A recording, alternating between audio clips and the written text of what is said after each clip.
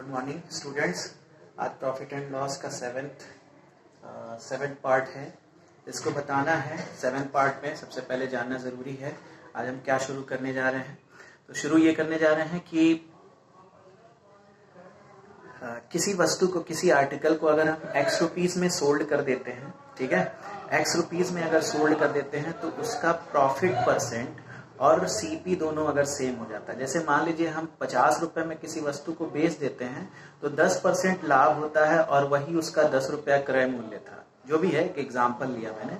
इस कंडीशन में जो हमारे पास फॉर्मूला बनाया गया है क्रय मूल्य के लिए, उस वस्तु का क्रय मूल्य या लाभ प्रतिशत कैसे निकालते हैं, वो होता है 10√x plus 25 minus 50। 10√x plus 25 minus 50 रुपया, यही एक फॉर्मूला है। अगर मान लीजिए हम किसी वस्तु को अगर हम बेच देते हैं x रुपीज में, ये सेलिंग प्राइस है x रुपीज, ठीक है, तो उसका लाभ प्रतिशत और क्रय मूल्य अगर बराबर हो जाए, मतलब 5% लाभ हो रहा है तो 5 रुपया क्रय मूल्य भी रहा होगा जितने में बेचा गया, कोई प्रॉब्लम नहीं है। उस कंडीशन में आपसे क्रय मूल्य पूछे, सीपी पूछे, तो फार्मूला ये लगाएंगे 10√x प्लस 25 माइनस 50, जहां पे x क्या है, एसपी है, जहां पे x क्या है, एसपी है। चलिए इस पे क्वेश्चन नोट करिए। आज लाभ प्रतिशत खत्म हो जाएगा, कल से डिस्काउंट यानी बट्टा शुरू करना है। बस बट्टे में ज्यादा कुछ नहीं है, थोड़ा सा व्यू देना है, उसके बाद बट्टा भी समाप्त। तो एक दो टॉपिक में, एक दो लेक्चर में ये खत्म हो जाना है प्रॉफिट एंड लॉस। तो चलिए आज का टॉपिक, क्वेश्चन नोट करिए। किसी वस्तु को 96 रुपीज में बेचने पर प्रतिशत लाभ का संख्यात्मक मान क्रय मूल्य के बराबर है, तो उस वस्तु का क्रय मूल्य क्या होगा। कह रहा है किसी वस्तु को हम 96 रुपए में बेच दिए, किसी वस्तु को हम कितने रुपए में बेच दिए, 96 रुपए में अगर बेच दिए, तो उसका जो प्रॉफिट परसेंट है और क्रय मूल्य है और सीपी है, वो दोनों वाई है, एक ही सेम, प्रॉफिट परसेंट और सीपी दोनों सेम है। तो इसी फॉर्मूले में हम पुट कर दें, अगर y इज इक्वल टू हो जाएगा फिर 10√x प्लस 25, x के प्लेस पे है 96 प्लस 25 माइनस 50 हो जाएगा 10, 96 और 25 हो जाएगा आपका 121 माइनस 50, 10 इंटू 11, 121 का रूट 11, 110 माइनस 50, ये आ गया 60 रुपए। 60 रुपए उसका क्रय मूल्य रहा होगा और 60% लाभ भी पाया वो। अगर लाभ भी पूछता है तो सेम है दोनों, क्रय मूल्य और लाभ परसेंट। 60% लाभ भी हुआ और 60 रुपया वो क्रय मूल्य था उसका।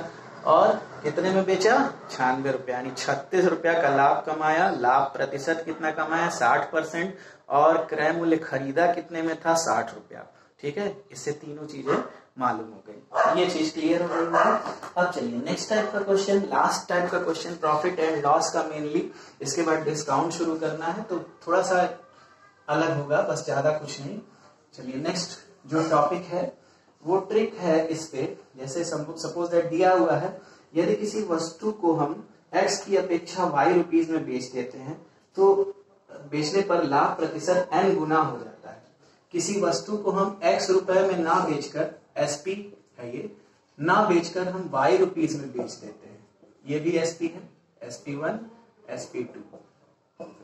x की बजाय हम उसको y रुपए में बेच देते हैं, जहां x रुपए में बेच रहे थे वहां y रुपए में बेच देते हैं, तो लाभ प्रतिशत n गुना हो जाता है। तो लाभ प्रतिशत n गुना हो जाता है। इस कंडीशन में अगर वस्तु का क्रय मूल्य पूछे तो उसका formula y is equal to हो जाएगा, z इज इक्वल टू हो जाएगा n, नोट करते जाइएगा, mx minus y upon n minus 1, nx minus y upon n minus 1। जितना गुना हो जाएगा वो n की वैल्यू है, जितने टाइम्स होगा। x क्या है, जिसमें पहले हम बेच रहे थे और जिसमें हम बेचने जा रहे हैं वो y है, ठीक है, अपॉन n माइनस 1। इसी फॉर्मूले को यूज करेंगे। जैसे मान लीजिए एग्जांपल क्या हुआ, किसी वस्तु को हम 10 रुपए में जहां बेच रहे थे वहां अगर हम 20 रुपए में बेचे, ठीक है, 10 की बजाय हम 20 रुपए में अगर बेचते हैं तो लाभ हमारा 10 गुना हो जाता है। बिल्कुल होगा, जब हम उसको बढ़ा के बेचेंगे तो लाभ हो सकता है 10 गुना हो जाए, 5 गुना हो जाए, 6 गुना हो जाए, इससे मतलब नहीं है, क्वेश्चन में वो दिया रहेगा। जो भी वेरिएबल आपको फाइंड करना है। तो क्वेश्चन नोट करिए, अभी क्लियर हो जाएगा। क्वेश्चन नोट करिएगा। क्वेश्चन है, किसी वस्तु को 840 रुपए में बेचने से किसी वस्तु को 120 रुपए की अपेक्षा 140 रुपए में बेचने पर लाभ प्रतिशत 2 गुना हो गया। ठीक है, 120 रुपए में बेच रहे थे, ध्यान से देखिए, 120 रुपए में बेच रहे थे, अब कितने में बेच रहे हैं? 140 रुपए में बेच रहे हैं। तो अब लाभ कह रहा है कि 2 गुना हो जा रहा है, लाभ कह रहा है कि 2 गुना हो गया। तो अब वस्तु का क्रय मूल्य बताइए, लिख लीजिए, वस्तु का क्रय मूल्य बताइए। तो वस्तु का क्रय मूल्य हो जाएगा Z is equal to M, यानी 2 गुना है, फार्मूले में पुट कर रहे हैं बस, इंटू X 120 माइनस Y कितना है 140 अपॉन 2 माइनस 1, जितना गुना था उसमें से 1 को माइनस कर दीजिए, ये हो गया 240 माइनस 140 अपॉन 1, ये हो गया 100 रुपया। उस वस्तु का क्रय मूल्य था, उसको 120 की बजाय अगर 140 में वो बेच रहा है पर्सन, तो उसको 2 गुना फायदा हो रहा है। ठीक है ना, बिल्कुल देखिए अब कैसे फायदा हो रहा है 2 गुना, यहां भी देख लीजिए। 100 रुपए में वो खरीदा था, 120 में बेच रहा था, तो 20 रुपया फायदा हुआ। ठीक है, अगर 120 में 9 बेच के 140 में बेच रहा था तो 40 रुपया फायदा होगा। तो पहले वाले में 20 रुपया फायदा हो रहा था, दूसरे वाले में 40, तो 20 का 2 गुना फायदा हो रहा है, यानी 40 रुपया। इस कंडीशन में फॉर्मूला याद कर लीजिए, nx minus y upon n minus 1। n गुना है, x जिसमें पहले बेच रहा था, y जिसमें बेच रहा है, उसमें पुट कर दीजिएगा, तुरंत आपका सीपी आ जाएगा। डिस्क्रिप्टिव मेथड में जाने की जरूरत नहीं है कॉम्पिटिटिव लेवल पे। ठीक है, ये रह गया आपका प्रॉफिट एंड लॉस का हेल्दी चैप्टर फिनिश। इसके बाद एमआरपी का कॉन्सेप्ट, डिस्काउंट का कॉन्सेप्ट, बट्टा उसी को बोलते हैं, हिंदी में क्वेश्चन भी आता है कॉम्पिटिटिव एग्जाम में, तो उसका कॉन्सेप्ट बता के उसके क्वेश्चन लगवाना शुरू करेंगे।